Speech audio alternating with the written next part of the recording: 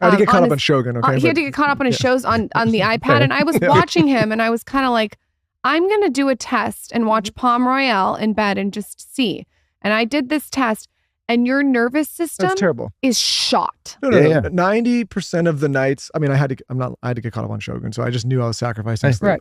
But anyways, normally we have the same thing. We have just only red light in the bedroom at night. Mm-hmm. We have Salt Rock night lights. Yeah, Salt Rock. That I won't let him do anything else. But then what we found is on Amazon, they have these little book, like the book lights that you can get, but they now make them with just red light. And so you can get a hard book just read with that. And so instead of staring into a screen or a Kindle or whatever, you just do that and you go to sleep easily. I think it's really sensible. And I think this is going to be such a problem, I do too. I think we're just starting to talk about it, but this is a major problem for people's health. And no one, we're addicted to our phones. We're addicted to all these things on our phones. It's going to be a big challenge for people to wake up to that. Name a doctor on the planet that talks about EMF. I can't. Well, Dr. Jack Kruse is super smart. He's a lightning rod. Okay. But he goes all in on this. Okay. And he's super hardcore. He's a neurosurgeon in Louisiana. And he's doing some amazing things. I'll just mention because I've been following him. He is actually setting up in El Salvador the first in the world free medical care system, meaning there is no intervention from anyone, not the government, not insurance, no one. It will be totally protected, totally sovereign, totally free. And he's inviting people there because he's very committed to telling the truth and understanding what artificial light has done to us. And a lot of these studies with various, medicines, they didn't control for light. None of them. Think about it. So it's like and they the did them data in is mice, so skewed. And mice are nocturnal. Right? Just think about this. Mice are nocturnal. They are not a part of the same circadian rhythm as us. Right? So how are we basing all of the pharmaceutical studies on mice and that were done in artificial light, which is artificial? You see what I'm saying? And that's what the doctors are prescribing. It makes total sense that that's a good point. Like sheep. What do you think? Yeah, and so the mice, they're testing on something that is supposed to be awake at night anyways. Correct. They didn't control for light, so it calls so much into question. He comes to me complaining about his eyes. The reason his eyes hurt is because he's sitting watching Shogun on the fucking iPad. I healed my eyes because I stopped wearing sunglasses, which I'll. But now you're gonna ruin. No, and I believe in that. We were just talking about that. I think people need to. I think you train it. I don't think you go in there and you just blast yourself with sunlight. I think a little bit. You wake up with the sun. You get a little bit more each day. And to your point, I want you to tell me if I'm crazy. Yes. Into my life. My eyes were bothering me. I think I talked to you about this even maybe a few years ago. They're fine now. I actually don't need any eye intervention. And I did this whole, I thought I was done for. I was like, okay, my eye's gone, but it's fine. So anyways, what I started doing is I realized that whenever I would go out in the sunlight, my eyes would, it was too bright and my eyes would burn. And I was like, I can't see anything. So what I did is I was like, I'm going to stop wearing sunglasses for a year. I don't wear sunglasses basically ever anymore. Like once in a while if I want to pull off a look, but it's really nothing. And I started taking these long walks, staring far into the distance, no phone, nothing. And my eyes feel super strong. But in addition to that, now when I go outside, I don't have any light sensitivity. When you go in and read a book and you can I can read a book without. And what I've noticed also is that I don't really get burned on my skin anymore. That's a great point. And the reason I was telling Kelly about this is I think a lot of people, what I heard is if you wear sunglasses all the time, it signals to your brain you're in a dark place and you don't need to have anything. Well, UV light. So this is going back to Dr. Kruse. Dr. Kruse has a theory about metastatic cancer is that it's those cells are looking for light. And that's why they leave to get light. That UV light is healthy for us. And we're not talking about UVC, which doesn't get here. I'm not talking about inundating yourself, but you need some UVA and UVB to start a whole cascade of hormones and neurotransmitters. Melanin in our skin is how we make energy. It's taking sun energy and turning it into chemical energy. So we are human photosynthesizers.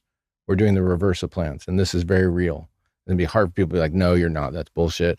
It's our mitochondria. Our mitochondria are there as a redox system, kind of the battery, but it's literally the melanin in our bodies, which is how we make energy. But I wanted to see if this makes sense from a skin perspective because I went down this rabbit hole, and the sunglasses thing is what I landed on. Yeah. But then I ran some obscure article that said if you're wearing sunglasses all the time, your skin is more likely to burn because Correct. it's signaling to your brain Right. you don't need to produce. So the way it happens, just to keep it really simple, you get sunlight through your eye, right? That travels to a part of your brain, which turns on melanin. So then your melanin is there to protect you from more harsh sun. It's a loop.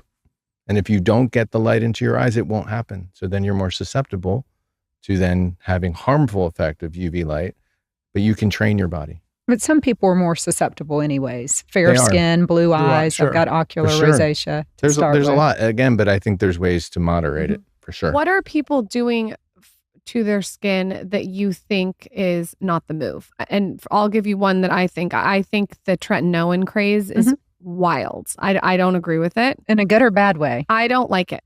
Interesting. I don't like it at all. I wholeheartedly disagree. I guess please disagree. Disagree. Go. I just think it's a vitamin A derivative, obviously, great for cellular turnover. You exercise your body, so you exercise your skin, and that's what it's doing. Very well studied for decades. I think it's the most important skincare ingredient outside of sunscreen.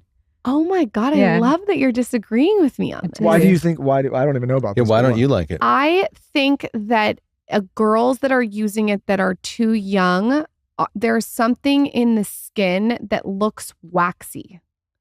And it makes them actually look older because it's giving them an older woman's skin look at a younger age.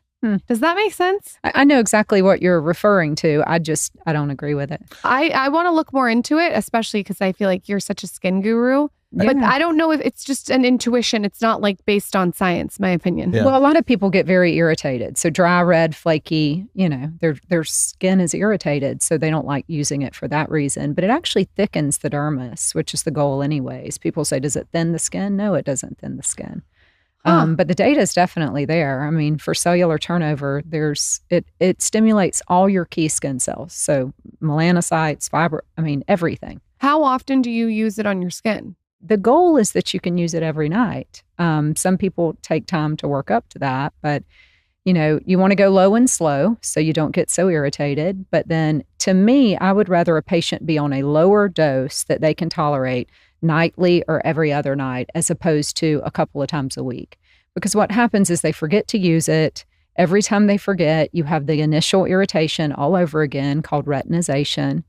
But yeah, it works on all your key skin cells. There's nothing else on the market that can do that. Do you like the brand tretinoin or do you like a certain product that has it in it? Well, tretinoin's just a generic, that's generic Retin A.